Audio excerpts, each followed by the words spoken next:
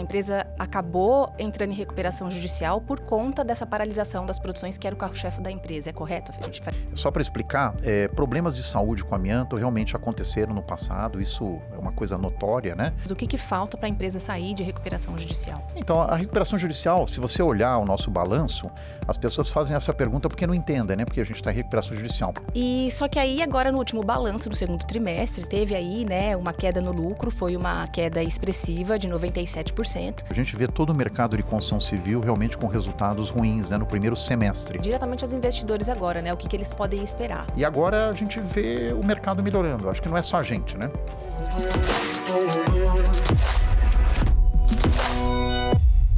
Então, muito bem-vindos a mais um Invest News Entrevista. Hoje nós estamos com Paulo Andrade, que é o diretor-presidente da Eternit.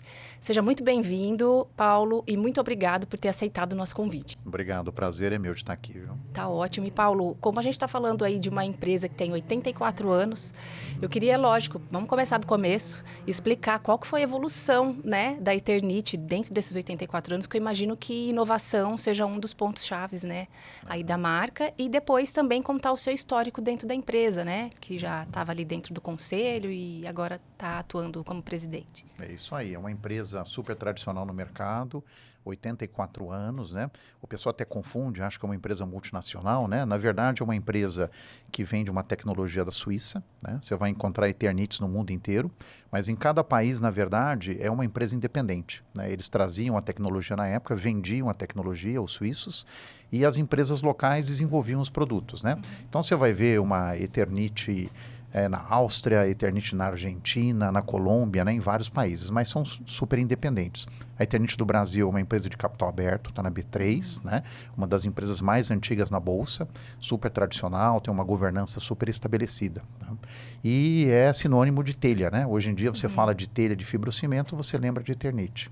Basicamente é isso, né? Resumindo sobre a Eternit. No meu caso, eu estou como CEO da companhia agora completando o segundo mês, 2 meses, mas como você comentou, eu já fazia parte do conselho da companhia nos últimos 3 anos, né? E, bom, é isso. Né? Perfeito. E se a gente voltar um pouquinho falando dos resultados da Eternit, lógico, nós tivemos uma pandemia que foi complicada aí para vários setores, né? E 2021 parece que foi o melhor resultado anual da década. Me corrija se eu estiver errada. Foi isso mesmo, Paulo? É isso mesmo. Tá. E só que aí agora no último balanço, no segundo trimestre, teve aí, né, uma queda no lucro, foi uma queda expressiva de 97%. E aí eu queria aproveitar, né, que você falasse ali, inclusive aos investidores, claro, né? O que causou, né? Você acha que foi o impacto maior disso foi mais o cenário macro ou a indústria em si que a Eternit está inserida? Então, acho que o primeiro ponto, a gente vê todo o mercado de construção civil realmente com resultados ruins, né, no primeiro semestre. A gente teve um primeiro trimestre não tão ruim, né, um EBITDA próximo de 14% que a gente conseguiu, né, que é bem em linha, assim, com uma média histórica da companhia. É como você falou, 21 é um ano que não dá para ser comparado, né? A gente teve EBITDAs acima de 30%, naquela época as pessoas não tinham onde gastar o dinheiro, né, e todo mundo querendo ficar em casa, então foi uma corrida muito grande para reformas, né, para comprar material de construção, né, para tentar realmente melhorar a sua casa, né. Então, com isso, o material de construção estourou no mercado, né? O pessoal vendeu muito mais do que o normal. E a gente bateu recordes históricos. Na parte de telha de fibrocimento, foram recordes de rentabilidade da história da empresa, né? É que a empresa tem também uma mina de amianto, né? Então, dependendo de como a gente faz a comparação, não foi o melhor ano da história, mas em termos de fibrocimento, sim, foi. Aí chega 2022, né? Foi um ano razoável, né? Mas já desaqueceu bastante. E 23 começa realmente muito pior, né? E você olha empresas que divulgam resultado, né, de material de construção que a gente tem no mercado, todas apresentando resultados muito ruins. No primeiro trimestre a gente se salvou muito por causa da mina de amianto, teve resultados melhores, e no segundo trimestre a gente infelizmente teve algumas despesas não recorrentes, né? Eu acho que o que afetou realmente primeiro foi o fibrocimento, onde a gente está vendendo bem abaixo na nossa planificação, né? A gente está vendendo parecido com o ano passado, mas uns 15% abaixo em volume do que a gente tinha planejado. E a gente teve também a parte do amianto que não foi tão boa, né? Por problemas de embarque, né? Que a gente deve recuperar agora nesse trimestre, né? No terceiro trimestre. E a gente teve alguns pontos fora da curva, né? A gente teve alguns não pagamentos de clientes, né? PDDs na parte de amianto. A gente teve algumas despesas excepcionais, né? Houve troca no comando da companhia, né? A gente teve que provisionar também alguns bônus, né? Coisas do tipo. E com isso o resultado do segundo tri não foi tão bom. Apesar disso, a gente fechou com lucro, né? Se você olhar o resultado, teve um lucro líquido, né? De 1,7 milhões. Não é maravilhoso, né? Realmente está, como você falou, né? Uma queda muito grande com relação a meses anteriores, né? Ao trimestre anterior, mas ainda assim a gente conseguiu ser o patinho bonito, né? Na história do material de construção, porque vários outros players tiveram prejuízo, inclusive no segundo tri, né? Agora o terceiro tri a gente já está muito mais confiante. A gente não pode falar muito de números, né? Porque a gente divulga trimestralmente os resultados. Mas a gente enxerga de uma maneira muito mais positiva o terceiro tri e o quarto tri, que historicamente são meses melhores, né? É onde a gente tem uma sazonalidade positiva para o mercado de telhas de fibrocimento. Bom, então agora eu queria estar entrando na questão do amianto, como o senhor mesmo já comentou. Muitos que estão nos assistindo pode, às vezes, não ter acompanhado, né? Mas essa é uma matéria-prima que foi proibida aqui no Brasil por questões envolvendo casos de saúde, por ter sido comprovado ali algumas causas pontuais de câncer, né? E até então a Eternit parou de fazer a produção, certo, Paulo, com esse produto, mas mantém hoje uma mina, né, ali em Goiás. Exatamente. Então, até por isso, eu gostaria que você falasse, Paulo, que a empresa acabou entrando em recuperação judicial por conta dessa paralisação das produções, que era o carro-chefe da empresa. É correto? A gente Exatamente. Tem tudo a ver com isso. Só para explicar, problemas de saúde com amianto realmente aconteceram no passado, isso é uma coisa notória, né? Mas, como em várias outras matérias-primas, né? Eu acho que a civilização não tinha cuidados apropriados, né? Em vários aspectos, né? Então, se trabalhava com amianto de uma maneira muito descuidada no passado. Mas já faz 20 anos, pelo menos, né, que tudo realmente já foi muito bem organizado, né? E se você vai numa fábrica, por exemplo, de amianto que a gente tem numa mina, você não vê pó em suspensão. Porque o amianto, na verdade, é uma substância que não você pode ingerir, não tem nenhum problema na água e tudo, é mais a respiração, né? E acontece a mesma coisa com outras matérias-primas também, né? Se você trabalhar com cimento em suspensão, né? Ou com cal, qualquer coisa, você vai ter problemas também pulmonares do mesmo jeito. Mas dentro da mina, a gente já tem toda essa parte regularizada há muitos anos, né? O risco é zero realmente para o trabalhador e tudo mais. E como você bem mencionou, né? Há uma proibição de uso de amianto no Brasil. A gente não usa mais amianto nas telhas há muito tempo, há vários anos, né? E, então isso é uma coisa já pacificada, né? E a gente só mantém a mina para poder exportar. Vários países do mundo permitem a utilização de amianto, especialmente na África e na Ásia. Mesmo Estados Unidos, né, para algumas aplicações, eles usam amianto. E o amianto controlado, né, como qualquer outra matéria-prima, não tem nenhum problema para a saúde de ninguém. Tá? Agora, sendo específico na sua pergunta, a gente entrou em RJ nessa mudança, porque, primeiro, a gente teve a nossa mina paralisada há um tempo atrás, né? Ela foi retomada graças a uma lei estadual de Goiás, né? Que nos permitiu explorar o minério só para exportação. Então, no momento em que ela foi paralisada, né? A gente teve um problema, especialmente na mudança do amianto para a nossa fibra atual, né? Porque com a proibição do amianto, a gente teve que substituir, né, essa fibra por uma outra. E a gente escolheu o polipropileno, né? Que é uma fibra que é sintética, né? Vem do petróleo. E a gente teve vários problemas, né? Como os concorrentes também, né? Apanharam muito, né? Porque num primeiro momento a gente tinha perdas gigantes, né? Então você imagina, um gerador de caixa que era a mina, né? Estava paralisada. E ao mesmo tempo a gente fazia uma transição de um material, né? Que era o amianto para o polipropileno. E a gente apanhou bastante nesse momento, né? Então a empresa ela ficou muito fragilizada, né? E por isso a gente teve que pedir RJ, né? Que foi, se eu não me engano, em março de 2018, né? Um pouquinho mais de 5 anos atrás. E falando um pouco, qual o percentual da receita hoje da Eternit que ainda é dependente das exportações, né? E para onde vocês exportam um amianto que é tirado da mina? Então, hoje, assim, de uma maneira grossa, né? A gente tem um faturamento líquido mensal na casa de uns entre 90 e 100 milhões, né? Porque a gente é uma empresa um pouco sazonal. No primeiro semestre, a gente fatura um pouquinho menos. No segundo semestre, um pouco mais. Então, na faixa de 95 milhões na média ano, 90 no primeiro, 100 no segundo semestre, né? Por média mensal. Disso aí, o amianto, ele corresponde entre 25 e 30 milhões, né? Ou seja, 1/3 do faturamento da companhia, né? E ele é 100% destinado à exportação. Tá? Então, hoje, em termos do faturamento da empresa, ele corresponde a 1/3. A boa notícia que até para deixar os acionistas bem tranquilos, né? No passado, né, o amianto era o principal produto da companhia, né? Tanto em faturamento, especialmente em margem, né? Por quê? Porque era permitido o uso do amianto. Então a gente vendia para todos os concorrentes no Brasil e a gente exportava muito, né? A gente, tipo, usava 60% aqui no Brasil e 40% para exportação. Com a proibição, 100% vai para exportação, né? E o volume está bem menor do que já foi no passado. E a telha no passado não gerava caixa. A gente, por exemplo, a gente brinca, né? Era 110% do EBITDA vinha do amianto e menos 10% vinha da telha, né?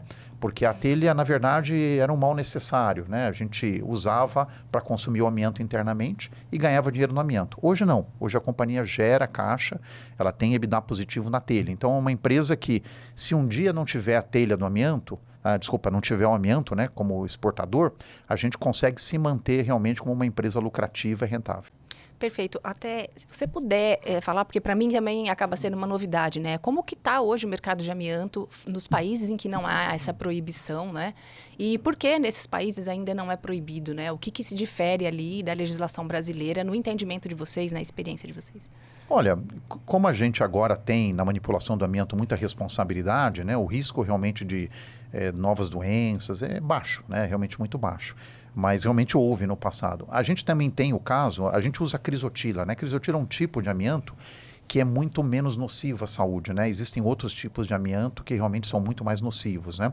Então, com todos esses cuidados, hoje consegue-se usar amianto de uma maneira bem tranquila, né? Se você manipular o amianto com todos os cuidados, com todos os EPIs que a gente chama, né? Os equipamentos de proteção individual, geralmente não tem nenhum problema. Então, ainda existe o uso de amianto em telhas, da maneira que a gente tinha aqui no Brasil, em vários países da Ásia, né? Especialmente Índia, Indonésia, né? Toda aquela parte da Indochina, né? Que a gente chama, e de países africanos. E também se usa o amianto, porque o amianto é uma fibra natural que ela vem de uma pedra, né? Ela descola da pedra, na verdade, né? E ela é muito interessante para algumas necessidades funcionais, né? Para freios, né? Para algumas membranas também, técnicas, né? Então, em muitos países, como Estados Unidos e alguns países europeus, existe, né, a permissão do amianto, mas para utilizações específicas, né? Porque não se achou uma fibra que tenha a mesma característica, a mesma eficiência, né, do amianto, né? Então, mas a grande utilização realmente são países da Ásia e da África e para utilização em coberturas, em telhas de amianto. Como que foi esse turnaround da Eternit? Porque ela teve que fazer uma mudança de chave, né? E aí eu queria saber qual foi o aprendizado de vocês com essa mudança de chave e que você falasse um pouco das telhas fotovoltaicas, inclusive sobre esse mercado, como que está o Brasil em relação a outros pares também. Olha, a empresa realmente teve uma reestruturação, né? O antigo CEO, né, o Luiz Augusto, foi super competente, né? Ele começou na companhia há mais ou menos 6 anos atrás e agora a gente fez essa troca, né? Ele foi para o conselho e eu vim ficar no lugar dele como executivo na empresa, né? Então, a gente focou realmente em redução de custo, né? O foco total em geração de caixa na telha de fibrocimento, né? Posicionando realmente com uma precificação que fosse uma precificação adequada, né, para o nível de qualidade que a gente tem no produto. Então, houve uma transformação muito grande da companhia, né, adequando a estrutura, adequando toda a parte de custo e, ao mesmo tempo, reposicionando a gente no mercado, né? A gente utilizava canais indiretos, que a gente chama, muito via distribuição, né? E isso geralmente atrapalha um pouco na geração de caixa, né? Nas suas margens. A gente, então, fez uma estratégia de go-to-market, né? Que a gente chama ainda ao mercado, tentando fazer vendas diretas. Hoje, mais de 98% das nossas vendas, elas são feitas diretamente, né, no pequeno varejo, né? E isso faz com que a gente capture muito mais margem. Então, toda essa transformação comercial e de redução de custo colocou a companhia realmente com EBITDA interessante, né? Hoje é uma empresa rentável, uma empresa autossuficiente, simplesmente na venda das telhas de fibrocimento. Perfeito. E o que falta, dado, né, os resultados, mesmo com essa queda aí no lucro no último tri, mas com as projeções de receitas, o que falta para a empresa sair de recuperação judicial? Então, a recuperação judicial, se você olhar o nosso balanço, as pessoas fazem essa pergunta porque não entendem, né? Porque a gente está em recuperação judicial. Porque da lista realmente de credores, né, que a gente começou na RJ, né, quando houve o acordo de credores, se eu não me engano, em maio de 19, né, quando a gente realmente assinou, né, o acordo, praticamente a gente pagou tudo, né? Só ficou uma dívida com o Banco da Amazônia, se eu não me engano, uma dívida de 32 milhões, que é uma dívida barata, é uma dívida que a gente tem um pré-fixado, né? Acho que na faixa de 8%, que não vale a pena pagar, mas a gente podia ter pago, né? Porque a gente tem dinheiro em caixa para pagar. Então, o que foi colocado na lista inicial, basicamente foi tudo pago, né? Exceção dessa dívida, que é uma dívida que não tem interesse nenhum de pagar realmente, antecipar o pagamento, né? Então, a RJ, tecnicamente, ela hoje não se faz mais necessário, né? A gente mantém a RJ por motivos de proteção, né? Porque, não sei se fica fácil de entender, mas existem várias classes, né, de credores quando você faz a recuperação judicial. A classe 1, que é a classe trabalhista, é onde a gente tem os passivos, né, do amianto e tudo mais. Então, a gente gostaria de fazer uma proteção para a companhia com relação a isso. Então, a proposta da RJ, que foi aceita, né, pelos juízes e pelos credores, é que acima de 250 mil, a gente poderia fazer um pagamento diferenciado, um pagamento que a gente chamaria um aumento de capital dos acionistas, né, para fazer esse pagamento, e se eles não viessem com aumento de capital, a gente poderia pagar com ações da companhia, né? E isso realmente foi estruturado dentro do plano de recuperação judicial, mas infelizmente numa segunda instância isso foi julgado improcedente, e a gente agora está com a STJ tentando realmente recuperar o plano de recuperação judicial como era no início, né? Acontecendo isso, que pode acontecer a qualquer momento da STJ, a gente sairia da RJ. Tá? Então, basicamente, a gente tem essa expectativa da classe 1, né, de ter essa parte da RJ original equacionada, né? Certo. Então, pode sair a qualquer momento, pode ser esse ano, pode ser ano que vem. Pode ser. Tá, e a empresa, uma vez saindo, né, de recuperação, né, quais são os maiores desafios, né? Já de agora, mas olhando para adiante, né? E falando, inclusive, de inovação, né? Sobre novos produtos. Então, esse é um ponto excelente. Eu acho que saindo de RJ, tudo facilita a nossa vida, né? Porque você imagina, uma empresa em RJ, por mais que os nossos fornecedores e clientes vejam que a gente está super saneado, né? Que a gente não tem nenhuma razão para estar em RJ, a gente não consegue prazos, né, para pagar a matéria-prima, né? A gente sempre tem algumas dificuldades, né, com relação a clientes também, né? E saindo da RJ, o principal também é que você fica com crédito, né, no mercado, e você consegue ter funding, né? Você consegue captar dinheiro no mercado. Hoje a gente consegue captar, mas via recebíveis, né? Colocando papéis de recebimento, especialmente de exportação, né? Que a gente tem em linhas mais interessantes, e nos dá só essa possibilidade de capturar dinheiro no curto prazo. Então, se a gente sair da RJ, a gente abre uma janela, né, de funding para, inclusive, adquirir companhias, né, se capitalizar, né? Porque hoje a nossa dívida é ridícula, né? Uma dívida muito baixa, realmente. Eu vi que né? é 76 milhões a líquida, é isso? Isso. Tá. Isso foi o fechamento do ano passado. Foi o fechamento do ano passado, tá. 76 milhões de dívida líquida, né? Se você pegar o nosso EBITDA, é uma fração realmente Quanto do foi EBITDA o último anual. EBITDA? Então, vai dar mais ou menos 0,3 vezes EBITDA, né? Na nossa conta, né? Então, a nossa dívida realmente é uma dívida muito baixa, né? E a gente não consegue pegar dinheiro por causa da RJ, né? A gente tem vários, a gente está construindo uma fábrica, por exemplo, que está terminando a construção agora no Ceará, e a gente fez tudo com capital próprio, né? Custou quase 170 milhões de reais, né? E a gente teria dinheiro disponível em bancos de fomento, né? O Banco do Nordeste, e a gente não conseguiu, né? Pelo fato de estar em RJ. Então, acho que o primeiro ponto, saindo da RJ, a gente ganha uma perspectiva muito mais poderosa, né? Para ampliação futura da companhia, né? Para poder comprar outras empresas, para poder estar se desenvolvendo muito mais. Esse é um ponto. Você perguntou de futuro, né? A gente gostaria de diversificar um pouquinho mais. A gente tem um lado da inovação. Acho que o grande ponto de inovação é a telha fotovoltaica, né? Que você comentou.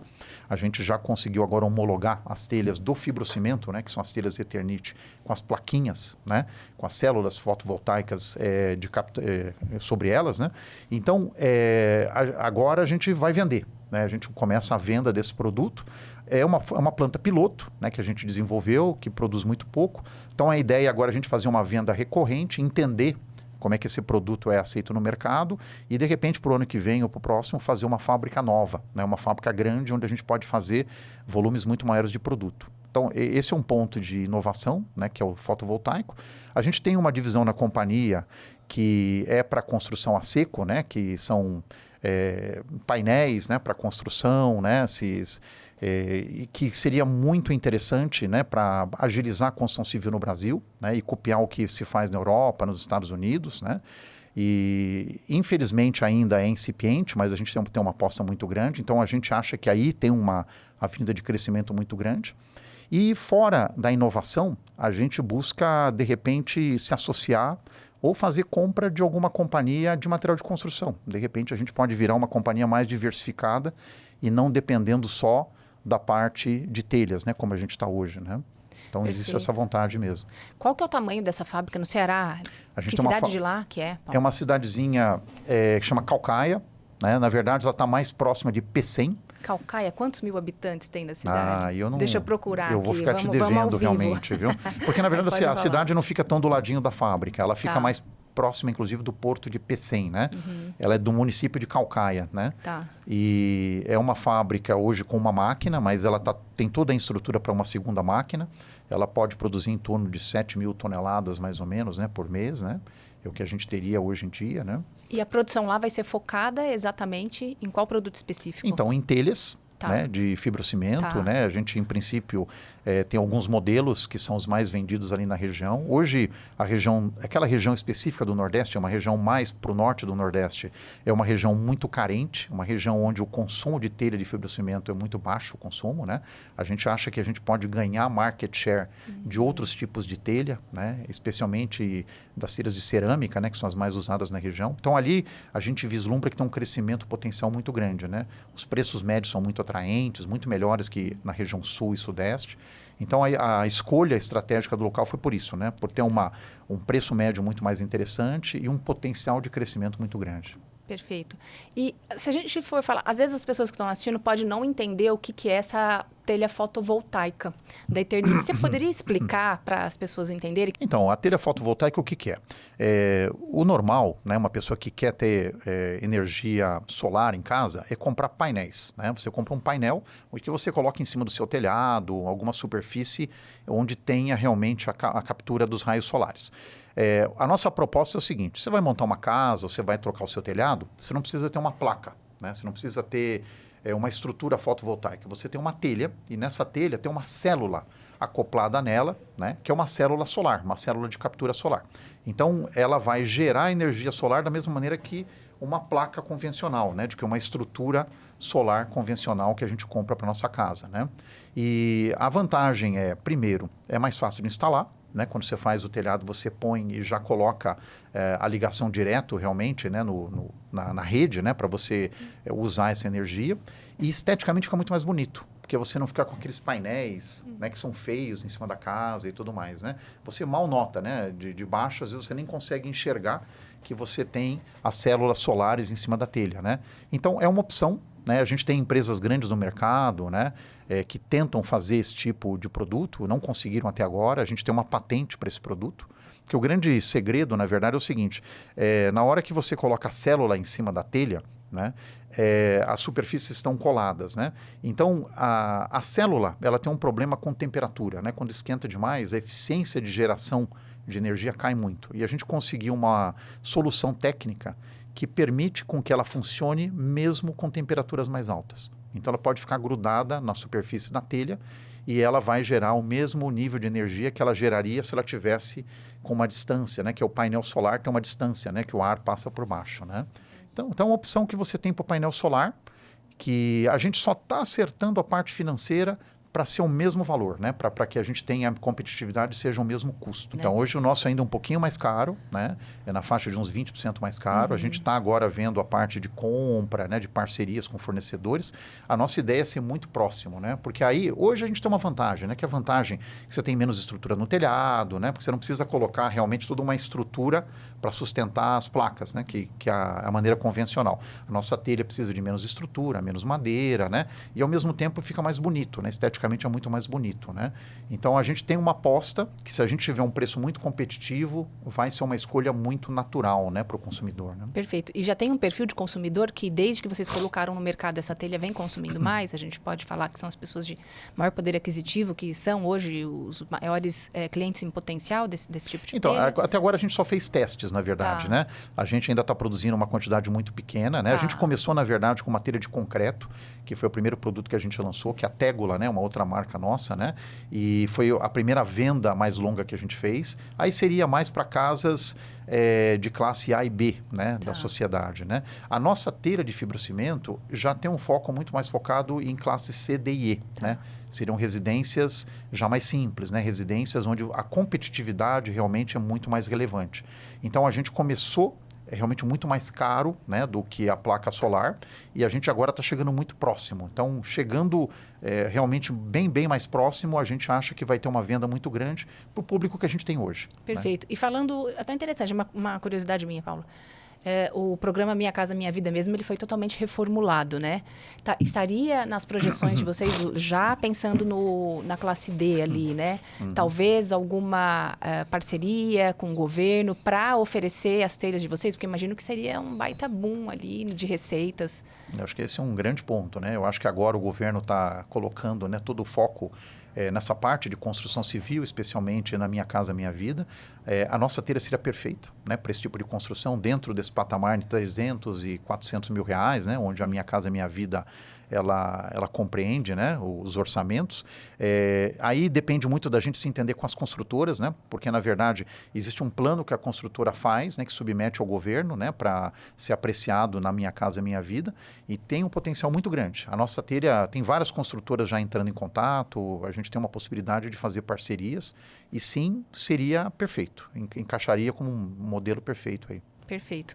E sobre aquisições, né? Essa questão, lógico, saindo da recuperação judicial, aumenta a possibilidade de crédito para a empresa. Vemos aí o Banco Central aí sinalizando uma melhora nos juros, o que acaba também facilitando. Ao mesmo tempo, falando basicamente no setor de construção, né? Que vocês disseram estar aí com os olhos, né? Nós vimos agora algumas empresas do setor sinalizando ao mercado que estão aí em dificuldade, né? Como vocês veem esse cenário também, né? É um cenário que acaba sendo mais, talvez, seja um ponto ali que seja atrativo para vocês, pegar às vezes empresas que podem ser de nome para puxar para o seu portfólio? Acho que a gente viu uma oportunidade, né? Porque, como você falou, né, o primeiro semestre foi um semestre ruim para as empresas. A gente tem uma taxa de juro caindo, ou seja, uma perspectiva de melhoria, porque você sabe, né, a construção civil está muito atrelada à taxa de juros, né? Mas a gente tem um espelho retrovisor, onde muitas empresas adquiriram dívidas, né? Então, com dívidas num valor muito alto, né? Então, é uma possibilidade, é um momento muito propício para fazer compras realmente, né? Então, a gente está buscando oportunidades, a gente está olhando. O nosso problema hoje está na RJ, né? Como a gente está na RJ, a gente não consegue se financiar para fazer nenhum tipo de M&A, né? De compra, né? Teria que depender do apetite do acionista para fazer um aumento de capital, né? Então, a gente está esperando um pouquinho mais, como tem essa premência da saída da RJ, saindo da RJ fica fácil, né? De conseguir crédito, né, de conseguir ir ao mercado e poder fazer aquisições. Mas a gente está olhando possibilidades, a gente já está conversando com algumas companhias também, a gente não pode divulgar, logicamente, né? E não só nessa parte de compra, mas de parceria, né? Por que não fazer parcerias comerciais, né? Empresas que hoje já atuam em canais de distribuição que a gente não está presente, de repente eles fazem o produto e a gente comercializa nos nossos canais. Então, a gente está olhando alternativas de vários tipos, né? Inclusive de associações comerciais também, né? Paulo, eu queria então que você falasse diretamente aos investidores agora, né? O que eles podem esperar. Porque a gente viu aí as ações, até marquei aqui, em junho de 2021, ela alcançou um pico ali de R$ 32,70. Hoje elas estão ali na casa no patamar dos R$ 9,00. Queria até entender esse pico de 2021, qual que foi a sinalização. E o que eles podem esperar? Eu levantei aqui, o valor negociado diariamente vem caindo, né? Em janeiro eram 6,3 milhões, agora são 3 milhões, segundo dados do Trademap. Então, diante desses dados, né? O que falar para o investidor, né? E o que esperar de agora em diante? Olha, 21, eu acho que reflete muito os resultados que a gente teve, né? Se você pegar os resultados de geração de caixa, de EBITDA, foi alguma coisa que a gente nunca teve, né? A gente tinha, acho que, uma combinação de dois aspectos, né? 21 e 22 especialmente, né? A parte do material de construção, né? Que estava bombando no mercado, porque ninguém comprava outra coisa que não fosse eletrodoméstico e material de construção, porque não podia viajar, não podia ir no restaurante, né? Com Covid, com tudo isso. E teve o aspecto também da guerra, né? Por incrível que pareça, da Rússia, né? Porque a Rússia é um dos grandes exploradores de amianto no mundo também, né? Então, existiram alguns embargos a produtos russos, né? Teve problemas logísticos também. Então, a gente conseguiu também ter vantagens muito interessantes, né? Especialmente em 2022, mas 2021 também, né? Então, com isso, foi um ano atípico e as ações acho que refletiram muito aquela expectativa de resultado, né? Também a gente acha que R$ 9 é muito baixo, né? Eu acho que realmente está um pouco fora da realidade, mas a gente vem também de um momento agora, né, de ressaca, né, no segundo trimestre. Eu acho que é normal, né, que o acionista veja com cautela, né, porque não só para a gente, né, se você pegar balanços realmente de várias companhias gigantes, né, você vai refletir esse tipo, né, de decadência, né, que a gente teve no trimestre. Mas a gente acha, por exemplo, a saída da RJ deve refletir alguma coisa muito positiva, né? Porque toda empresa que sai de RJ ganha muito mais mobilidade, né? Para fazer investimentos, né? Para buscar novas etapas, né? Dentro da companhia. Então, é uma perspectiva muito interessante. E agora a gente vê o mercado melhorando. Acho que não é só a gente, né? Se você olha o trade de material de construção, você vê uma venda começando a melhorar em julho, né? O agosto também a gente vê de maneira geral, a gente acompanha índices, né, dos home centers, índices das associações de material de construção, a gente acompanha não só o nosso produto, mas tinta, tubos, pisos, né, cimento e ferro, e a gente vê agora uma pequena retomada, né? Você vê que parou de cair e começou a retomar de novo, né? Talvez pela perspectiva dos juros, né, que dá uma confiança maior. Faz sentido. Tem índices de confiança da indústria que tem melhorado nos últimos 2 meses também. Então, eu diria para o acionista que a perspectiva é positiva. Tá? A gente não está naquele mar de 2021, maravilhoso, super azul, né? Mas a gente já está bem melhor do que no segundo tri, a gente já tem meses com perspectiva muito mais positivas, né? Então, acho que para frente a gente vai ver uma recuperação. Tudo indica isso, não só para a gente, mas o mercado de construção em geral. E tem uma sazonalidade, basicamente? Quando é a melhor, o topo ali dessa... Então, nos grandes mercados que a gente atua, a sazonalidade é quando chove, né? Quando chove, o pessoal troca telhado, faz manutenção e tudo mais. Que é geralmente a partir de setembro, né? Setembro geralmente é um mês mais forte, né? Para o mercado de telhas, outubro também. É o contrário em algumas outras regiões. No Nordeste é o contrário, né? Mas como os grandes mercados compradores hoje estão aqui na região Sudeste, Centro-Oeste, um pouquinho da Sul, a partir agora do mês de setembro, outubro, você tem uma demanda maior por telhas, né? E final do ano, não só para o nosso mercado, mas para vários mercados, né, de alimentos, geralmente o segundo semestre é um pouquinho mais interessante, né? Porque no primeiro a gente sabe, né? Começa o ano, tem que pagar boleto de tudo quanto é coisa, pagar a escola dos filhos, né? Tem aqueles IPVA, IPTU, né? Então as pessoas ficam um pouco descapitalizadas, né? Quando chega no segundo semestre, existe uma recuperação natural, né? Então a gente vê agora o segundo semestre, sempre tem uma sazonalidade, o nosso caso não é gigante, mas uma sazonalidade de 10% no volume sempre acontece, né? Perfeito. E Paulo, agora, né, como você disse no começo da nossa entrevista, faz 2 meses que você está na função, né, de presidente e CEO da empresa. Qual que é o seu maior desafio hoje na sua função? A gente tem uma lista de desafios, né, que a gente está correndo atrás. Acho que primeiro voltar a rentabilizar a companhia, né, porque a gente vem de um segundo trimestre ruim, né, para a companhia, um EBITDA de 4%, né, realmente está muito fora da normalidade. A gente vinha de um primeiro de 14%, né, a gente fez uma média de 9% de EBITDA, né, no primeiro semestre. E é uma empresa que tem que trabalhar acima dos 15%, né, não tem como ficar abaixo disso, né. Então, o nosso primeiro desafio é retomar isso. O nosso problema foi volume. Né, a gente perdeu o volume de fibrocimento. Se você olhar os demais negócios, né, que a gente tem hoje, que é a fabricação da fibra, né, que a gente usa internamente, a mina, né, que também é um negócio muito rentável para a gente, né, e a própria telha de concreto, né, que é uma venda pequena, né, de R$ 2 milhões por mês, né, que é a Tégula, todos estão mais ou menos dentro de uma planificação. O único que está bem abaixo, né, que a gente perdeu 15% do volume planejado, é realmente a telha de fibrocimento. E a gente vê agora uma recuperação. Então, recuperando a telha, a gente volta para patamares, né, que a gente entenda serem patamares normais. Então, o primeiro é retomar a rentabilidade, que a gente está colocando todo o foco em cima, né? E que isso vem com a retomada do volume das telhas. Segundo, a parte da RJ, que é uma grande preocupação. A gente acha que saindo da RJ a gente volta a ser mais competitivo, né? Poder ser muito mais ágil, né? Para poder fazer aquisições ou poder fazer associações, né? E investimentos na companhia. Então, realmente uma prioridade gigante que a gente tem hoje na companhia. A gente tem também o ponto da mina, né? Que a gente queria definir esse negócio da mina no futuro, né? A gente hoje tem um trâmite no STF, né, com relação ao julgamento da lei de Goiás, né, que nos permite a operação lá. Então, para a gente é um foco muito grande, o acionista sabe disso, a gente está prestando muito atenção nisso para resolver esse negócio, né? Para realmente colocar uma luz de confiança em cima disso e saber como é que a companhia continua. E fora isso, vários outros pontos, né, que a gente gostaria de melhorar, a gente gostaria de diversificar portfólio, a gente gostaria de estar lançando novos produtos. O fotovoltaico é um grande foco nosso. No final do ano, a gente já tem um plano realmente de construção da nova fábrica de fotovoltaica, né, para ter volumes muito mais expressivos e começar a ser relevante para a companhia. Isso colocando alguns pontos, né, como exemplo para você. Né? Perfeito. E eu sei que também é um movimento natural nas empresas, trocas, né, de comando, mas eu imagino que há também uma expectativa grande nessa troca que foi feita recente, que foi comunicado ao mercado, né, do ex-presidente para a sua posição. Você sente, Paulo, algum peso sobre essa troca que foi feita, sobre essa definição, sobre você, de expectativas que talvez investidores mesmo acabem tendo, né, e acaba pressionando a companhia? Olha, a troca a gente viu como natural, né? Por exemplo, o segundo tri não teve nenhum tipo de motivação na saída do Luiz, né? Que foi um tri que não tem nada a ver com a competência da gestão, né? Tem a ver muito mais com o mercado.